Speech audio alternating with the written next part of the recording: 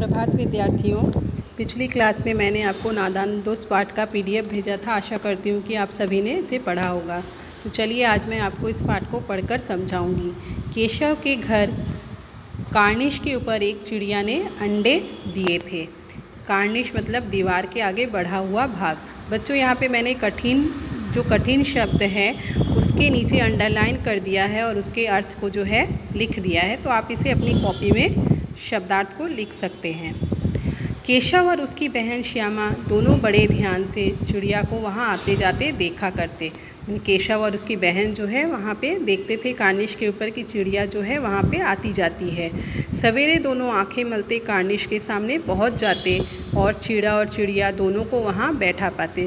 वे दोनों भाई बहन जब सवेरे उठते हैं तो वे कार्निश के सामने चले आते थे और देखते थे कि चिड़िया जो है दोनों वहाँ पे बैठे रहते हैं। बच्चों जो चिड़िया जो है स्त्रीलिंग है और चिड़ा जो है पुल्लिंग शब्द है। उनको देखने में दोनों बच्चों को ना मालूम क्या मज़ा मिलता, माने उन्हें देखने में बच्चे लोग उन दोनों भाई बहन को जो है बहुत खुशी होती थी। दूध और जलेबी की भी सुध भी न रहती, माने दोनों को उन चिड़िया को देखने में इतना मज़ा आता था कि उनको जो खाने के लिए दूध और जलेबी दी जाती थी उसका भी ध्यान उन्हें नहीं रहता था। दोनों के दिल में तरह तरह के सवाल उठते, माने उनके मन में जो है तरह तरह के प्रश्न उठते कि अंडे कितने बड़े होंगे, किस रंग के होंगे, कितने होंगे, क्या खाते होंगे, उनमें से बच्चे किस तरह निकल आएंगे, बच्चों के पर कैसे निकलेंगे, घोंसला कैसा है। लेकिन इन बातों का जवाब देने का वाला जो है कोई नहीं। ना अम्मा को घर के काम धंधों से फुर्सत थी, ना बाबूजी को पढ़ने लिखने से। माने उनके मन में जो है तरह तरह के प्रश्न आते थे, लेकिन इन प्रश्नों का जवाब देने वाला कोई नहीं था, क्योंकि उनकी जो माँ है उनको घर के काम धंधों से जो है फुर्सत नहीं मिलती थी, माने उनको खाली समय नहीं मिलता था, और बाबूजी को पढ़ने लिखने से।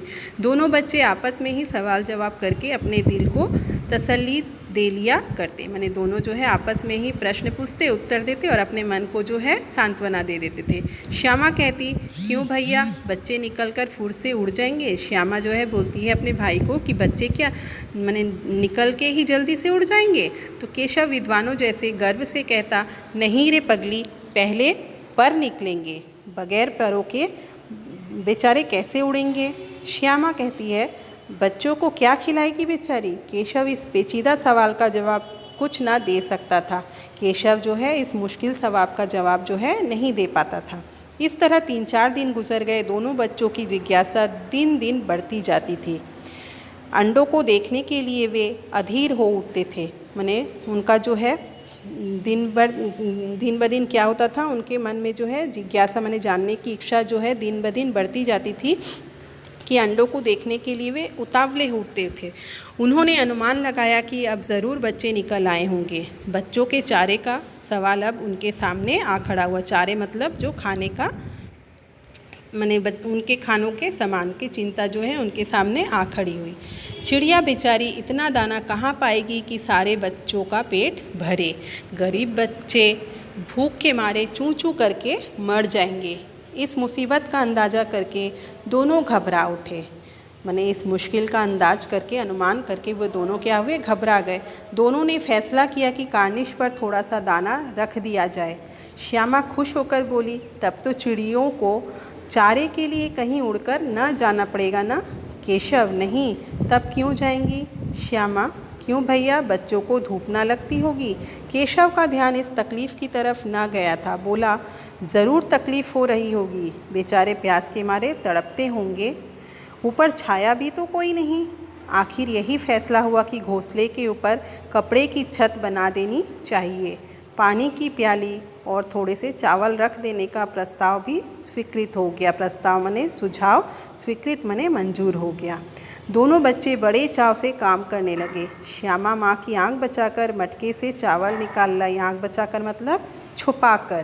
केशव ने पत्थर की प्याली का तेल चुपके से ज़मीन पर गिरा दिया और उसे खूब साफ करके उसमें पानी भरा। अब चांदनी के लिए कपड़ा कहाँ से आए, फिर बगैर छड़ियों के कपड़ा ठहरेगा कैसे, और छड़ियाँ खड़ी होंगी कैसे। माने वो जो है छाँव करना चाहते थे कपड़ों से, लेकिन जो कपड़ा जो है बिना छड़ी के कैसे ठहरेगा। केशव बड़ी देर तक इसी उधेड़ बुन में रहा, मैंने वो बहुत देर तक इसी सोच विचार में रहा। आखिरकार उसने यह मुश्किल भी हल कर दी।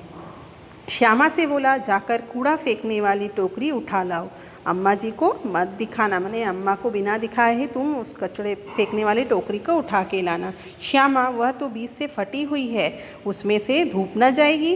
केशव ने झुंझलाकर कहा, तू टोकरी तो ला, मैं उसका सुराग बंद करने की कोई हिकमत करता हूँ। मैंने उसने अपनी बहन को कहा कि तुम टोकरी तो लेकर आओ, मैं उसके सुराग को मतलब छेद को जो है बंद करने का कोई उपाय निकालता हूँ। तो बच्चों, आज हम यहीं तक पढ़ेंगे।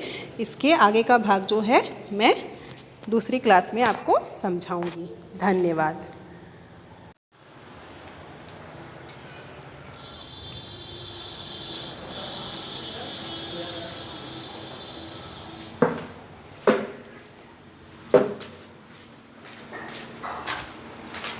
रूपा मैम, बाबा।